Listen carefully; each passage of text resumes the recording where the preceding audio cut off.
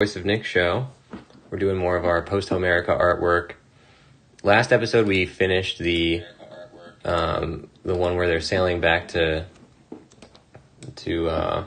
Hellas. Now we're gonna do chapter 3, which is one of the first ones that I did. At this point I started skipping around after this, and at chapter 3 I had come back to and kind of like redone in a much more detailed style. So this is like one of the first ones that I kind of got to a point that's like near completed. So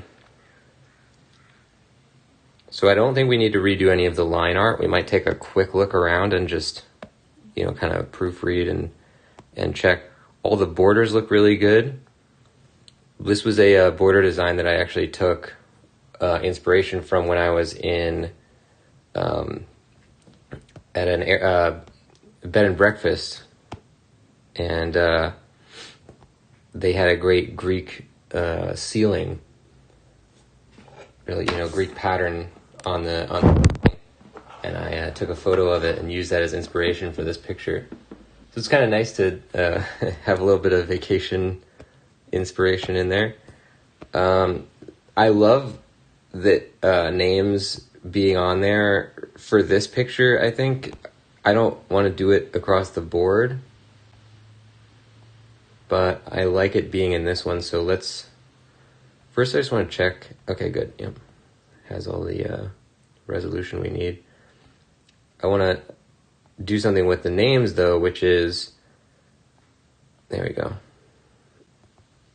Yeah, so instead of these, I'm going to cut those ones out, and we're going to instead change it, because I was talking on a previous episode about how it's really hard to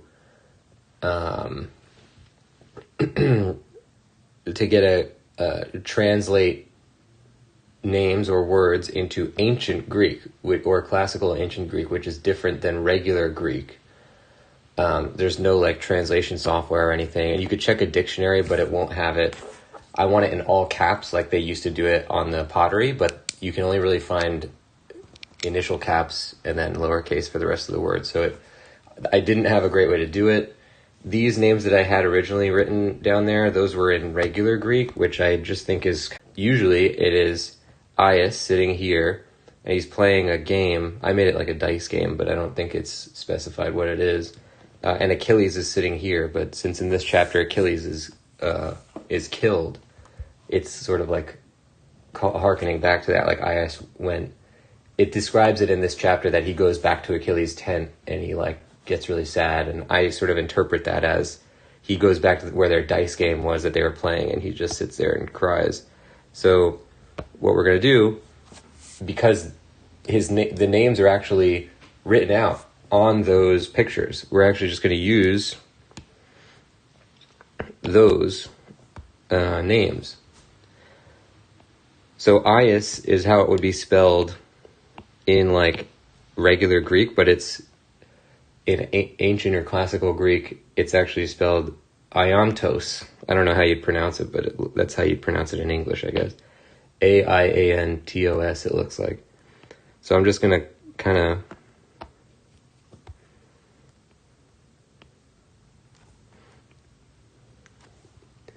and there's some great font ideas like this. So I'm kind of just going to utilize what Achilles already did.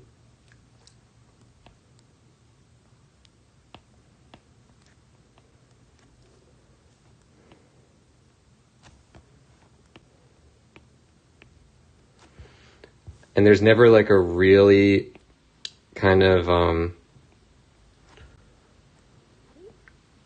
you can see them trying to keep that like, it's not perfectly laid out like on a grid or anything.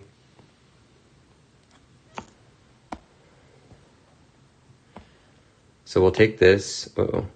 I'm not really sure why there's an extra bit on the top here. There we go.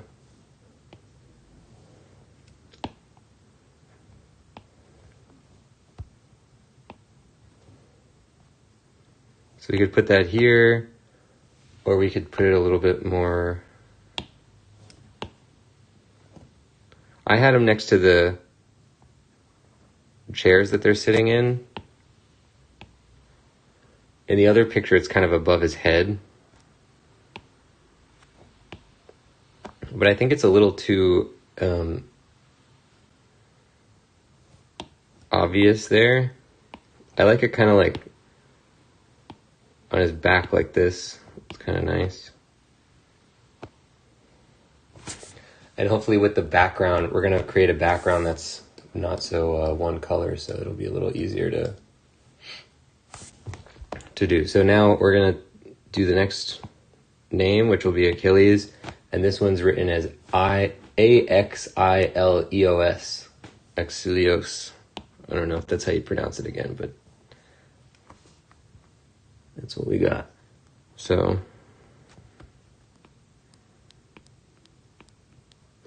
the X looks really cool because it's like almost a plus sign.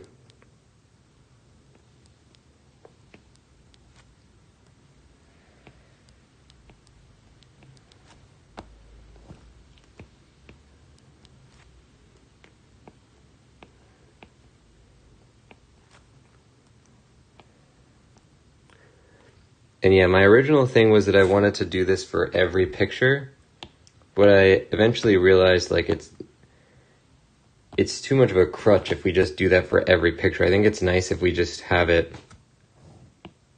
in one or maybe two of ours.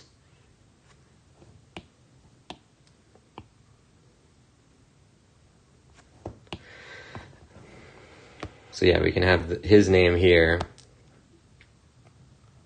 And Achilles one, it is pretty normal to have the names coming in vertically, although usually they go like this, not that, from the top down. So maybe we'll move it to the right side of the chair. There's a couple housekeeping things I want to do. The dice game and the chair are a little bit off, crooked.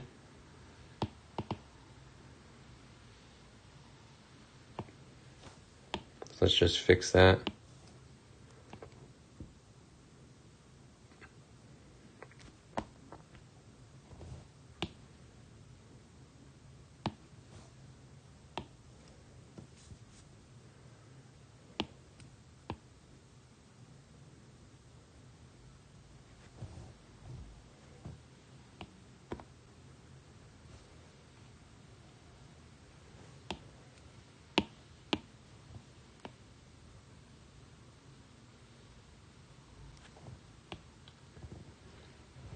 And you know what would be the easier way to do this is actually if we just sunk this behind the background layer, because then we don't have to change the fill layers.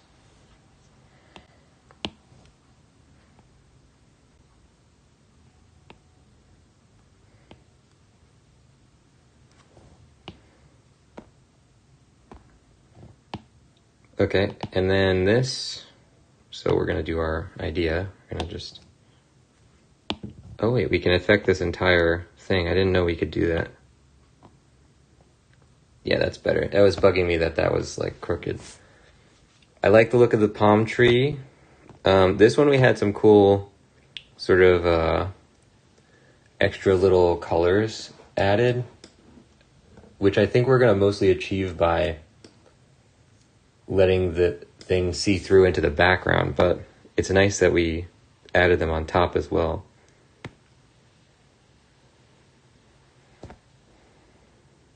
And now we'll probably do something with the background layer.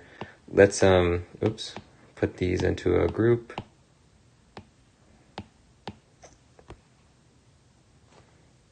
Didn't I put the Achilles thing, did that get like moved or something? How did that happen? I put it on the right side. I've noticed that the iPad will do that where it weirdly just moves or undoes actions sometimes. And I'm going to try and keep track this time of like when the document's getting really big. I have a suspicion of when it is. I think it's when we're putting the matte layers in, but you know, we'll keep an eye on it. So now, I think we could probably repurpose the Penthesilea background again.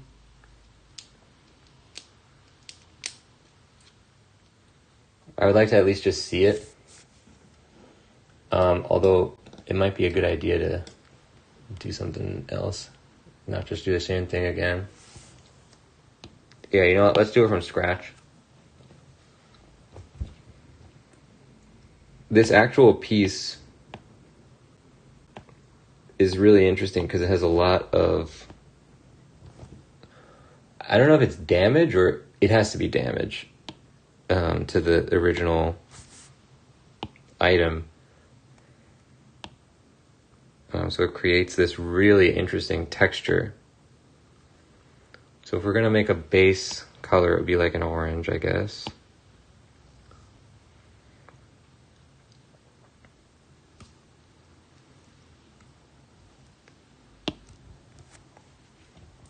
And on top of that, let's do this with brushes instead of with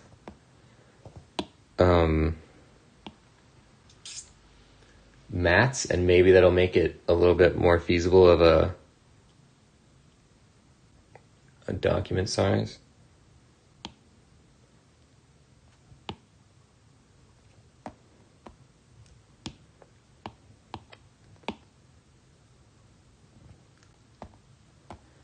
Yeah, good.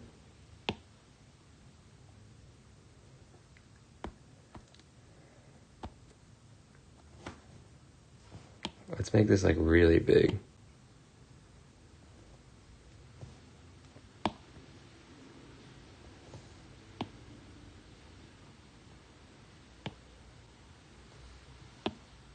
And we'll have a little bit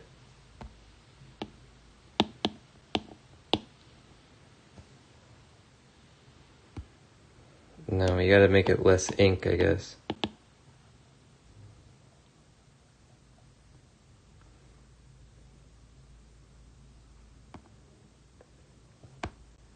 Okay, yeah, that looks great.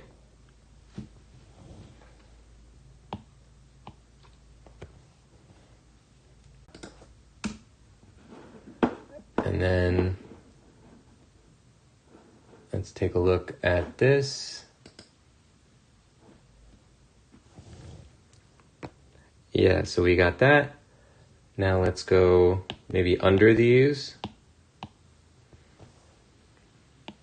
And it's like a really yellow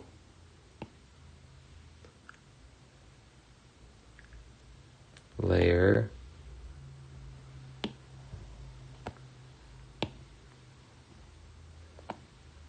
Did that do anything?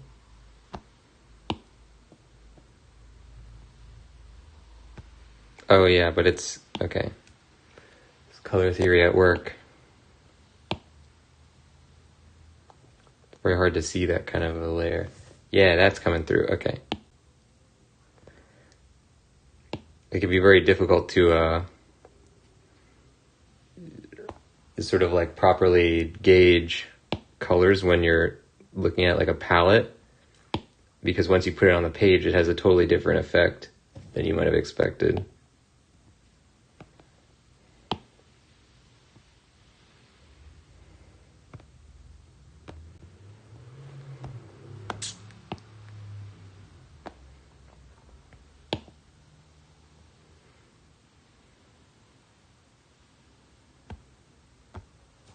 I can't get it to, there we go. Whoa, okay.